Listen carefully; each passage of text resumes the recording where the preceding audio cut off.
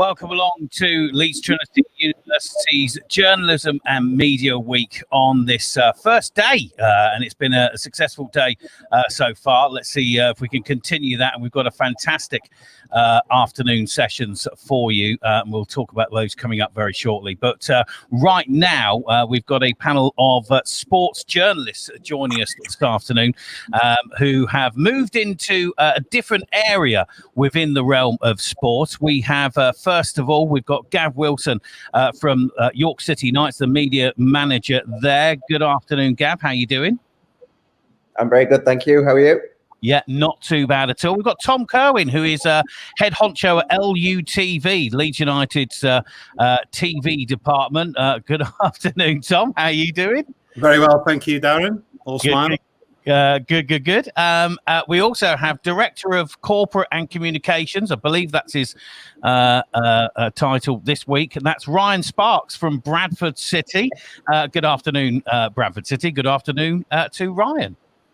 Good afternoon, Darren. Oh, good. And last but not least, all Fev, aren't we? Which is from Featherstone Rovers, of course, and that is Jake Millard, head of media over there. Afternoon, Jake. How you going?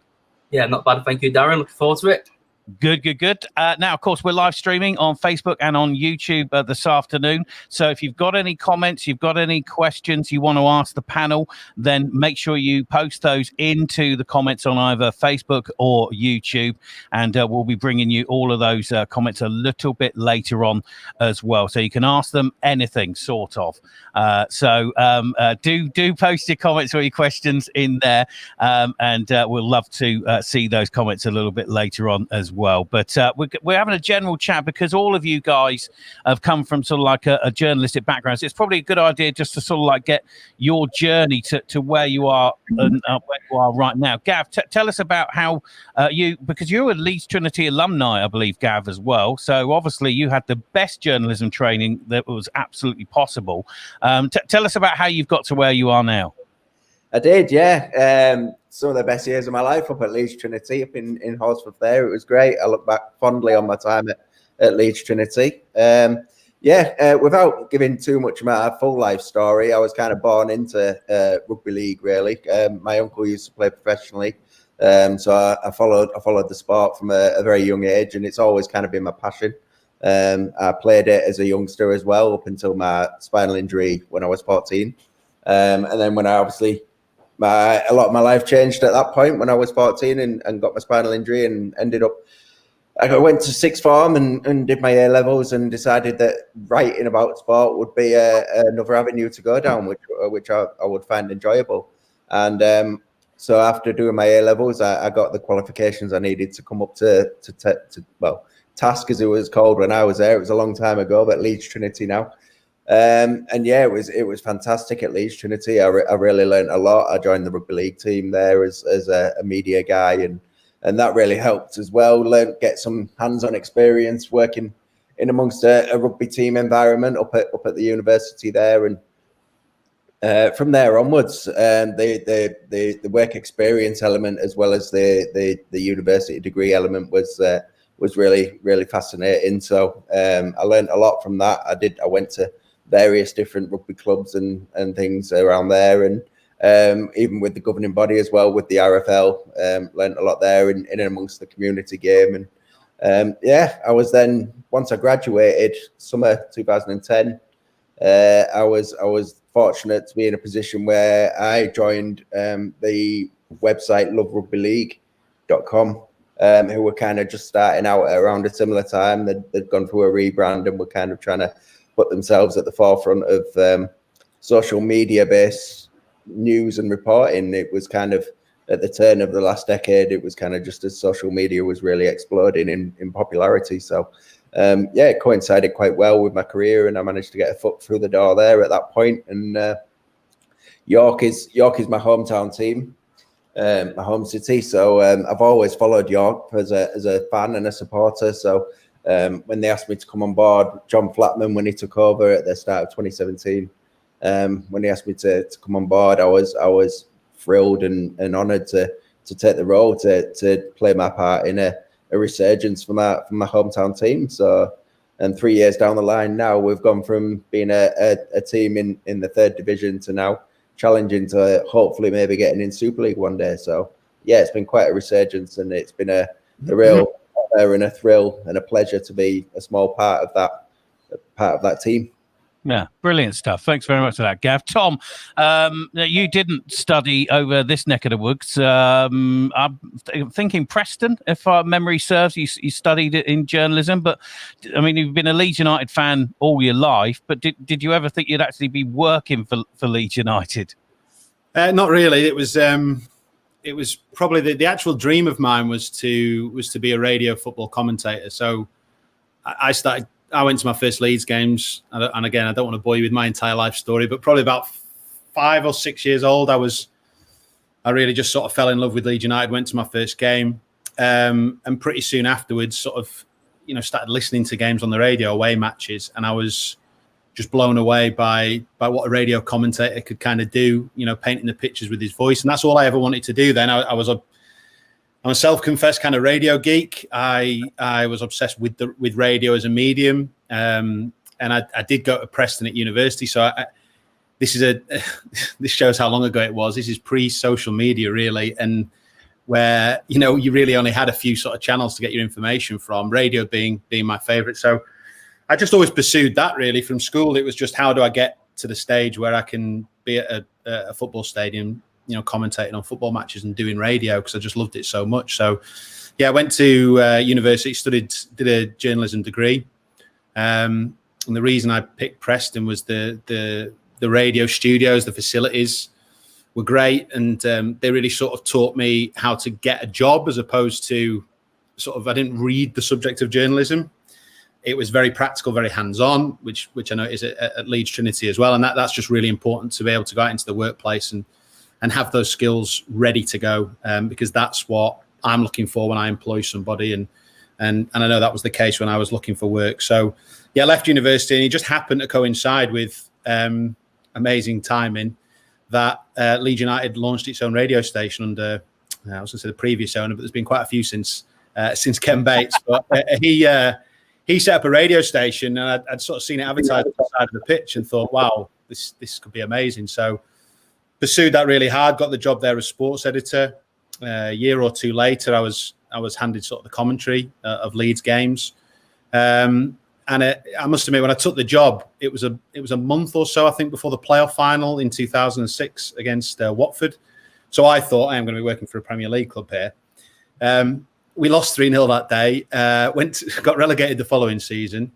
And it's been a long wait to get back to where we are now. So, yeah, so worked to the radio. I know I'm waffling a bit and I'm going off track, but worked to the radio station until that was closed in, you'll know this better than me, Dan, 2013, I think it was. Yeah.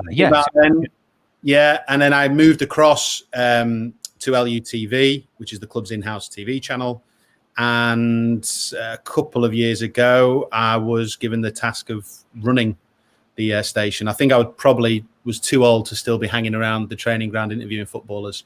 I think when I'm considered a veteran by footballer standards, I think it was getting a bit ridiculous, me still being hanging around footballers. So so now I run the club's in-house sort of TV channel, and all the kind of video content that we produce at Leeds United. And obviously it's been a pretty exciting last couple of years. Yeah, not too bad. Ryan, what about yourself? Again, from a real journalism background, was it Huddersfield that you studied at, and then working your way through rugby league initially? You're muted. Oh, try again. There you go. Probably for the best, huh?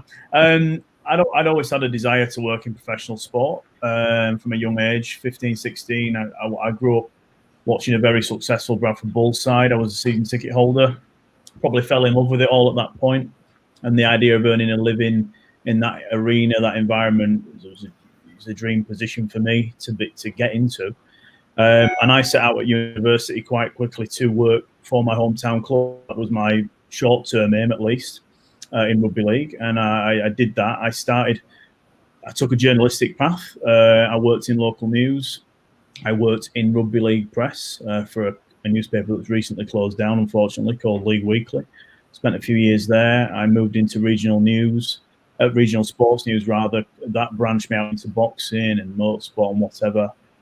And then I, through university, some contacts, I was introduced to Robbie Paul, or Robbie Hunter Paul, as he's known these days. And we had a chat, and I took a job, over a coffee really at Bradford Bulls. It was a bit of a gamble. They were in a bad place at the time, but I took the chance and decided that was for me. Things didn't go very well there, as you can appreciate. We had 2 administrations in the time I was at the club, unfortunately. I learned the hard way for a few years on the coalface of how not to do it in sport from a managerial perspective, if you like. I learned some lessons there. I came out of professional sport for a period, worked in for a company that actually supplied the kit to the club in a similar kind of role, PR role. But it just wasn't really for me. It just didn't thrill me enough. I needed to get back into clubland, as we say, and I actually joined Featherstone. I had an opportunity to join a Super League club in a slightly lower role, but I felt as though I could make a difference at Featherstone and change the way things were. And I did about 2.5 years there before being sort of pushed forward for a role here. The role I started with here is very different to the role I do now. I essentially joined Bradford City as a communications manager, and now I oversee, obviously, the communications strategy as a whole and the commercial elements of the business as well. And I personally would, at this stage, I'm probably moving more towards senior management of the football club as a whole, but that has been an ambition of mine from a young age anyway, so it's quite a natural. It's been a rather strange but natural path, if that makes sense. Yeah, no, it does make sense. Fine. Last but not least, Jake, another Leeds Trinity alumni. Tell us a little bit about how your journey's progressed through to Post Office Row. Yeah, similar to the rest of the lads who spoke, I probably realised around 15, 16 that I wanted to make a career out of sports media. So I finished school, I went to college, got my A-levels, and then ended up at Leeds Trinity. Through my time at Leeds, I think I didn't really know what I wanted to do with my degree. I kind of did a bit of this, did a bit of that, and never really found something that I was really passionate about. It was probably up in Trinity where I realised that working for a sports club was something I was really passionate about. Unlike Gav, I wasn't really that much of a big rugby lad. I had to kind of learn when I got told that I was doing my placement there, all about the sport, and that was a real learning curve for myself. But then that really helped me going forward as well, because then in my third year, I did a bit on basketball, I did a bit on other sports that usually I wouldn't really be interested in, but it kind of taught me to open your mind really and learn about different sports, because I mean, in this country, everybody kind of wants to work in football, but sometimes the opportunities just aren't there. So you've got to kind of find a different way of getting your foot in the door. So I did my placement at Wakefield Trinity. I really enjoyed that. When I kind of came out of uni with not really knowing what I was going to do with myself, I kind of did some bits at uni, but then, I mean, when you go to uni, you think you're going to finish it and you're going to have a job waiting for you at the door, but it doesn't always work like that. So I kind of put myself out there, and I did. Last season, I did a lot of voluntary work with Salford Red Devils, which worked out really well. With them reaching the grand final, I got to go to Old Trafford and cover that with them. And then at the same time, I was working a full-time job doing media for a cricket club. But then at the same time as that, I was also just going in at Huddersfield Town and covering their press conferences for the club and just doing different written work. And then before all that, I actually interviewed for the job that I have now at Featherstone when Ryan was leaving. And then I think just at that time, it was a little bit too early for me. But so I went away and did all my volunteer work, and then I came back. I think it was about 18 months later, and I think that just showed that how important doing something like your voluntary work was.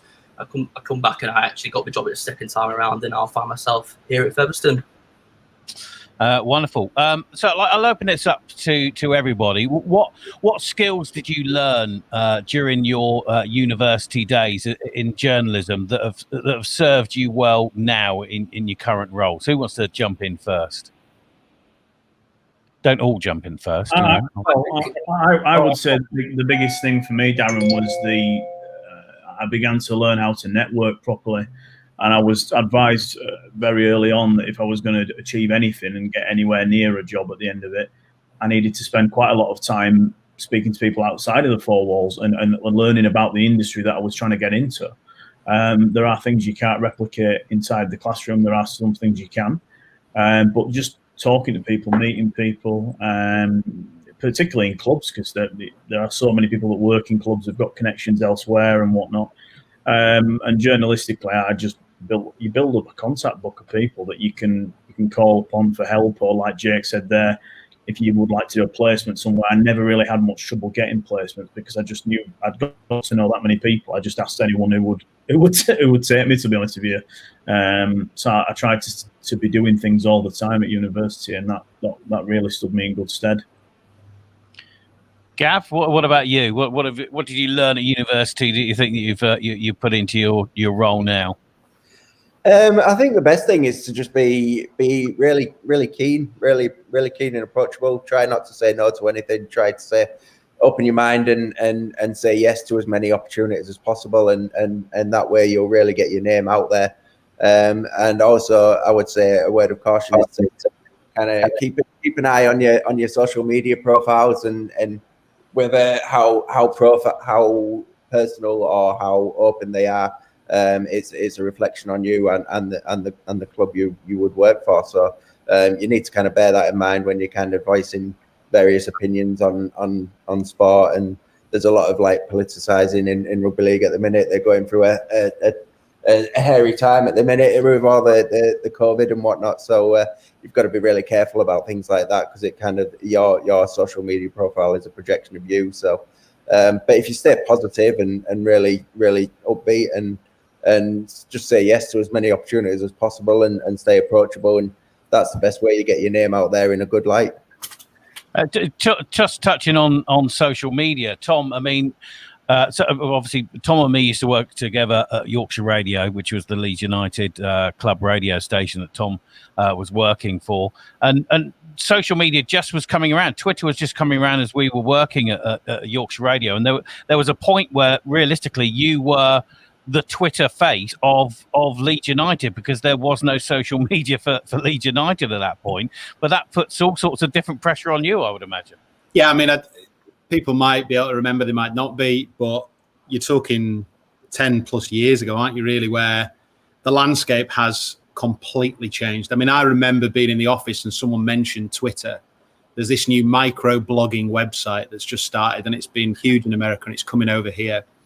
And we didn't really understand it. We didn't. I think sports clubs in general, actually, it sounds a bit crazy now because everybody and clubs are, put so much emphasis on their social media content that actually back then, clubs were very slow on the whole at really sort of picking it up and understanding how they'd be able to use it. So that has evolved massively. And we've seen now journalists become, absolute outright news authority sources that would never have been the case. So if you work for a newspaper, you work for a TV channel, you work for the BBC, any work that you did journalistically, any stories you managed to break, they will be broken via the medium of the official platform, not on your own social media account. So that now moving forward for sort of the next generations of journalists, it's ridiculous. I mean, I hear all the time, everybody's a journalist.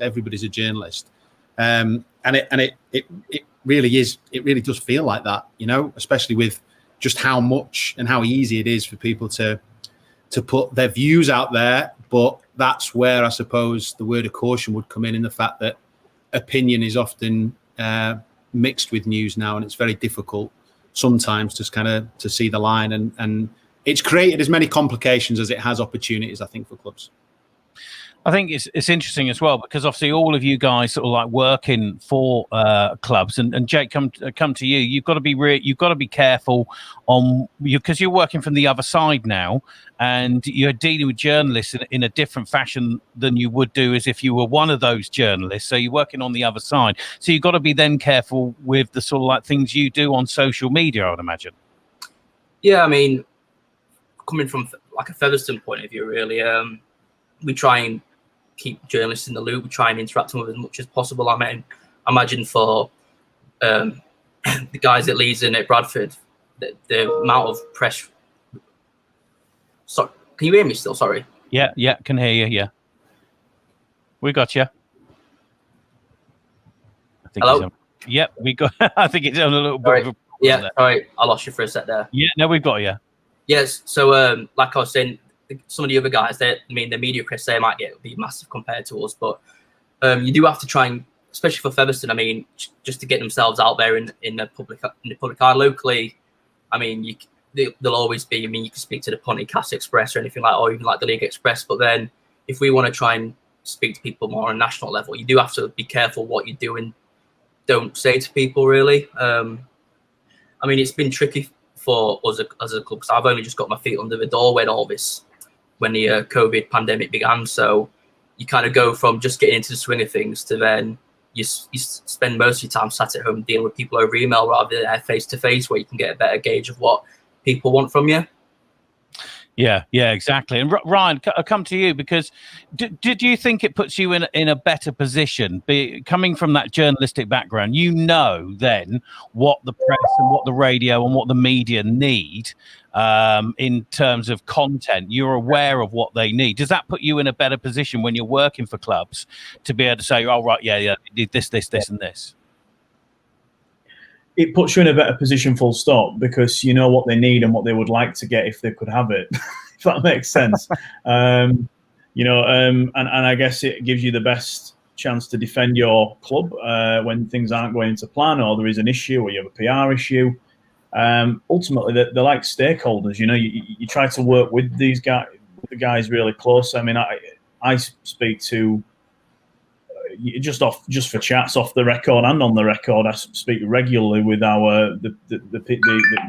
outlets that cover Bradford City regularly, and I do that because I think it's important to have those relationships, and I encourage the media staff and our media manager to do the same. Although obviously some of the conversations are on different levels, of course, but no, it does help. And then and like Jake was saying there, if you do want to get some reach on something or you want to make a mark with something you're working on, what's required, and now what will be run on newspaper websites, in newspapers as a whole, and what you can provide them to make that slick and easy so they run your content, for want of a better phrase. I was wondering as well, when we talk about content, and Tom sort of touched on this, is because obviously the role of a journalist has changed like massively, even in the last 10 years, obviously with the advent of social media. But is there anything that any of you guys would have learnt during your time at university that you weren't taught, but you think right now, actually, if they'd been teaching this right now, that would be incredibly useful, I would imagine.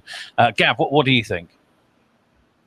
Well, I think obviously this might have changed now because it's 10 years since I graduated from Leeds Trinity, but certainly I think a module on social media, like codes of conduct and etiquette and behavior and how people act on social media and how people react on social media, I think is very useful to know and to be prepared for when you step out of your degree and into your actual professional career. Tom, what would you like to have learned at uni that you weren't taught? Good question. Probably, do you know what? Probably more the business side of journalism, and understanding. I mean, sort of club. If we're talking, we're obviously all talking from clubs' perspectives, and club media has grown to ridiculous levels now, and the stuff that some clubs are producing is on a par with the kind of levels we'd only looked at sort of the traditional broadcasters doing. And that comes from a number of reasons. One, the technology is now available quite cheaply for most people to get their hands on. The rest of the industry is kind of shrinking around us. We've seen the huge cuts that Sky have made. Now, everyone's seen the high-profile cuts they've made from Soccer Saturday pundits. But the rest of the guys will be able to testify that on the ground, there are big cuts. And so that boom industry of sports media externally is shrinking. And I think that's something that's painted to you as probably, football in this country, the kind of, all the main sports will go on forever, and they will. But there's been such huge cost cutting over the last 5, 6, 7 years that I think an understanding of the business of sports media and journalism and why we're doing this. So why do we now have hundreds of clickbait websites that take stories from other people or listen to interviews and then write a web story on that? Why are the broadcasters on the whole still making money, but why are they cutting back on original content? Why are they decreasing all their productions? And also from a club's point of view, if that's an avenue now that I think is growing and will continue to grow, an understanding of why that's important to clubs. Why are clubs investing time and money in the resources that used to be done externally? And that's a matter of, some of that is taking control, but some of that is because, we can do it as good as anybody. I suppose, Ryan, you're director of corporate and communications. You'd agree what Tom says there. Having that knowledge of the sort of like the business side of the sport is pretty crucial now. Yeah, I think certainly when I went to my first job at Bradford Bulls, it was a real shock that I was going from content, just coming up with content ideas to actually starting to think a little bit more commercially as well, and PR savvy with it, but certainly commercially, in the sense that and I try to ingrain this in our comm staff now, that they have to look at the bigger picture. How can we maximize exposure for some of our partners with what we're doing? Because that has a media value to it, and it really counts in a pandemic when our sponsors have put their money on the table, and we can't give them what we would usually give them. As a business, it's about understanding how important elements of what we can achieve content wise, how that is for the bigger picture of the club as a whole. I think what Gav said is right. We probably lacked some social media guidance. It was very much written journalism, which sadly is a dying art. As Tom mentioned there, the authentic stuff is becoming a thing of the past, to be honest. And I would argue that our club website is a newspaper really for Bradford City information, and the local newspaper is still going with it. But from a news perspective, I'm seeing more and more clickbait articles on a daily basis now from our local newspaper about top 5 things to buy in Bradford, top 5 things to do in Bradford. They're after different things. They're no longer looking for readership. Should we say a natural readership? They're looking for clicks, online clicks. And I guess if it's not juicy, it's not very interesting. So, but that presents an opportunity for, like Tom said, us to do it ourselves and to do it better, to be honest. Everyone loves a listicle, Ryan. Everyone loves a listicle. What's wrong with a listicle? BuzzFeed have got a whole media platform built on that. Jake, again, that question of what you would have liked to have learned from university that would have helped you out in your current role. What do you think? What should universities be teaching? You could basically write my module for me. Well, I think. Sorry, I just lost you for a sec there. Yeah, I think. Obviously, with me coming out of uni last couple of years, we did do a bit more on social media, but I think there still is a lot more you can do. I mean, like Ryan and Gavin both spoke about quite a bit about it then, but like when you think about just the stuff that goes on behind the scenes, I mean, you can see a social media post that is it 140 characters and just like one graphic or one picture, but like some of the work that goes behind it is extraordinary. And then when you think about, like Ryan mentioned about clickbait and whatnot, like the emphasis on the analytics behind it at a minute, like people get obsessed with the numbers, and you need to make sure that what you're going out there is being looked at. So I think, like I said, that we did do quite a bit on social media, but probably didn't look into how much goes in behind the scenes on it and how much you kind of looked at for. It's not just about like your followers; it's about your impressions, your engagement, who's actually looking at what you are putting out there. So I think that, alongside just like, because all of us come from a club background, we all do focus on the PR of things rather than just your traditional like journalistic skill set. So I think, yeah, social media and PR would be the two that I would really push forward.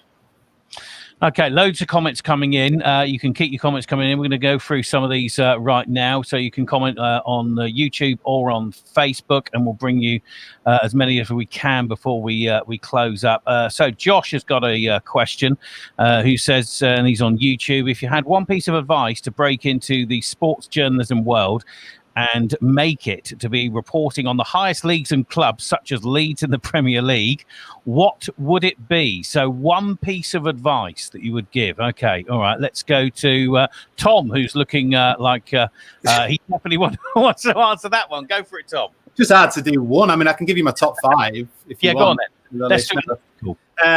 To be great, I think it's kind of been touched upon, but contacts with other people, as much experience as you can possibly get. I mean, all the guys would probably shared similar stories, but I would not take no for an answer when I was younger. Now I do, but I definitely didn't when I was younger. In terms of just knocking at the door of places, even when they told me to go away, I kept coming back. And now more than ever, you have the ability to show your flair, show your skill, and have it published and let it be seen by the world. And don't be disheartened. As also has been mentioned, it's not about the numbers are important, but the right numbers are important when you're looking at what you're doing, be it a vlog, be it an article, blogs, whatever you want to do, but get writing and get practicing and do as much as you can. Gav, advice? Yeah, well, I just echo what Tom says there. Really, he's covered a lot of bases there. Yeah, they just get your name out there. Put yourself in a positive light, be it on social media or a blog. Do as much as you can, as would allow. And yeah, just keep plugging away, and then eventually you will get your foot in the door somewhere. There's plenty of opportunities, not just in football, but in any sports, in rugby league, rugby union, basketball, even ice hockey. There's opportunities there if you go and look for them and put the work in. Jake, what advice would you give the Leeds Trinity journalist Jake Millard while he was going through it? What advice would you say to him? I'd probably just, like what the guys have just said, just don't get disheartened when you're out there trying to break your way through the door. Like I mentioned earlier, like when first time I interviewed for the job at Featherstone, I didn't turn out with it. It could have been easy for me to just think, well, next time it came around, just not bother, because I had my one shot, it didn't happen. But I came back and you end up with the job. And just like Tom mentioned earlier, just don't say no to anything. Make sure you're available. Like last year when I worked at Salford, I could have easily just done little bits and bobs, but you end up going above and beyond, and then you get rewarded with things like grand finals. And that, for me, was like probably the highlight of my sports journalism career to date. So I think just make yourself available. Try and do as much work as you can. I know it's not easy for everybody doing volunteer work, but it really does help just having that experience in your CV, and you do get to meet people. When I did work at Salford, I worked with a lad called Joe Crabtree, who actually worked at Featherstone before. So when I did come back here the second time round for the interview, I also had just that reference, really, which it just shows how small of a world in a little bubble it can be.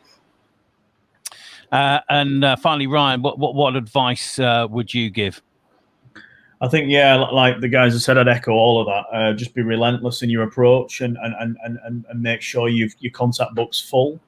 When, the biggest piece of advice I always give is to anyone, be it in a job or particularly I see this on placements a lot, and that's where, I'll be honest with you, at our level, we do recruit from a placement setup. So if we have a gap in a department and we see someone that we like and we think they've got a bright future, we tend to give them a chance. And most people I've recruited have always gone on and done really well. So the message for me would be make yourself indispensable, and make it very difficult for that business to carry on without you. I certainly try to do that everywhere I've gone. Just put so much effort into it, and you've got to be committed. I won't lie to you. It's not great for the social life. It really isn't.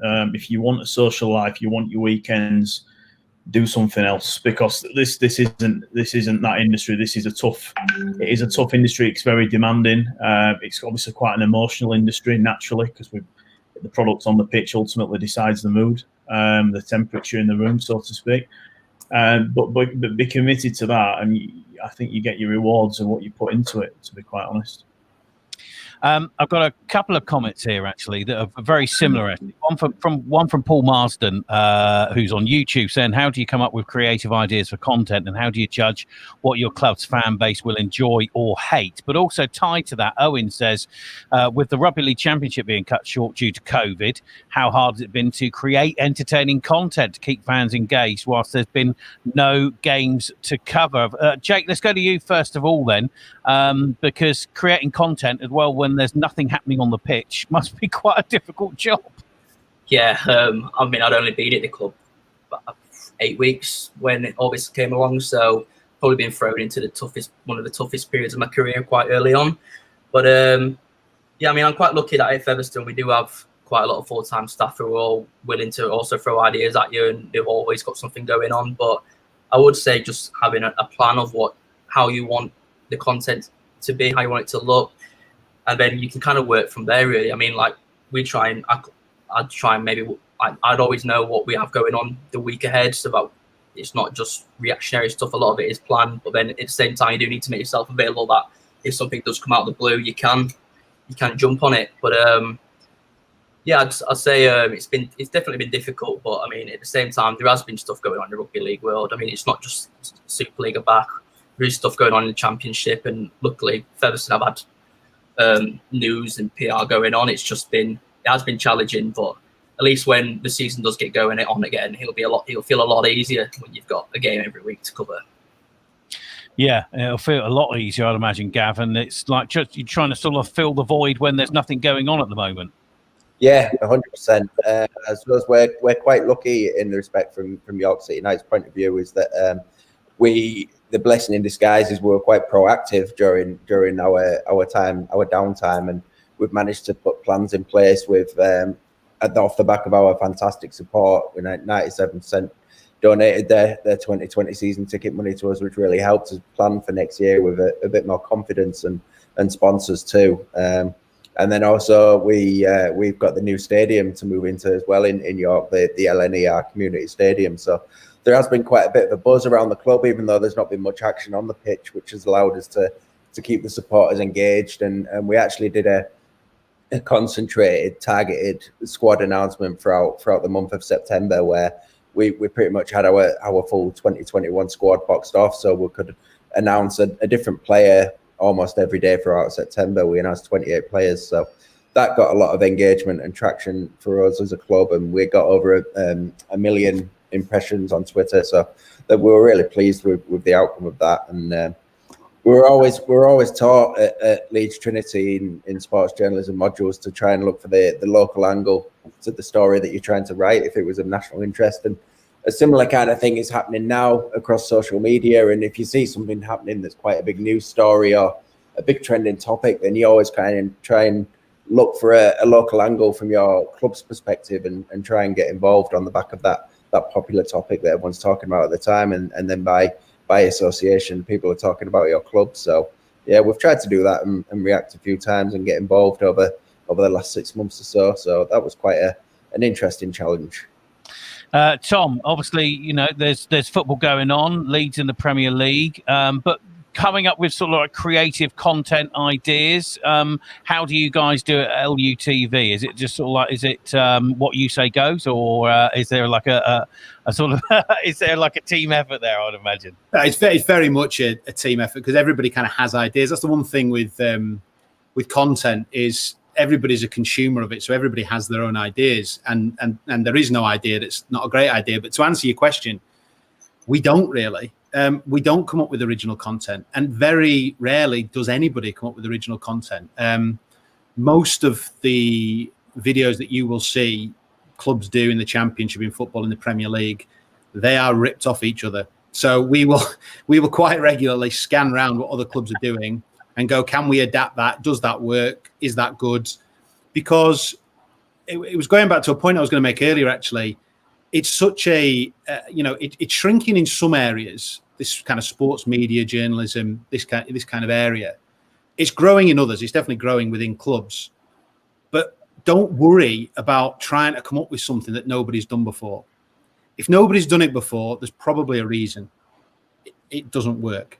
And you're very much at the mercy, not only of results, but you're at the mercy of the squad that you've got, the players you've got, because they're your biggest asset. They're the biggest thing that we lean on. So we're fortunate that we've got a very good squad, a very giving squad in terms of their time, a squad that won't say no to everything that we kind of throw at them. But in return, we treat them with respect. You know, we're not going to ask them to dress up as clowns and throw custard pies at each other because we think it might be a funny feature. It's just not the right thing to do. And one of the things I would say as well is have a really strong understanding of your fan base. Now, I'm fortunate. I'm a lifelong fan of Leeds. So I feel I have things ingrained in me already, such as which players from the past not to feature, which players to feature from the past, what the tone should be on things. If you end up working at a club where maybe it's not your first club or it's not a club that you're in, about spend time talking to supporters of that club, to people who've been around the club a long time. And you really need to get a feel of it. So when you are creating content, and I'm talking articles, social media posts, video, whatever it might be, the program, the more you kind of ingrain yourself in how the supporters feel, because that's who you're doing it for. That's the audience, okay? The holy grail for us sometimes is to produce a video that goes on and goes viral. Other clubs, fans want to watch it because it's funny or because there's a reason. But it doesn't really matter because 99.9% of what we're producing is for our fan base. And my only concern is keeping them happy, keeping them engaged. And the content is, at a club like Leeds, it's pretty regular. From the club's foundation, that's the charitable arm, who do huge amounts in the community. So there's always something going on there. To simply highlight some press conferences, the kind of bread and butter content that is there week to week.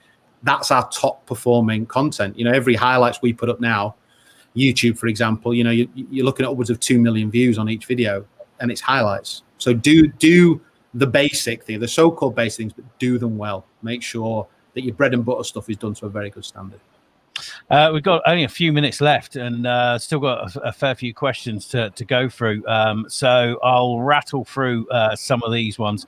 I thought this was quite interesting from Mason Crosswell. It says, how do you deal with sports players when off the pitch antics become apparent from a PR point of view and when doing press releases? I suppose also that's sort of like, Ryan, it's you know, how you deal with sports people and professional sports people, especially if maybe you've been a fan of them before you've gone into a journalism role. Okay, I wasn't quite sure about the question there. So is that so? Right, yeah. Well, professionally, for a start, it's very important when you're in this industry, and maybe Tom understands what I mean by this. And it was hard for me in my first role to leave the fan hat at the door. You can't go in there. You know, you don't want to be asking players for pictures and trying to be the friends and all that, because ultimately, you know, it's a place of work, it's a professional environment, and they're there to do a job, and so are you. So my advice would be to focus on what the role actually is.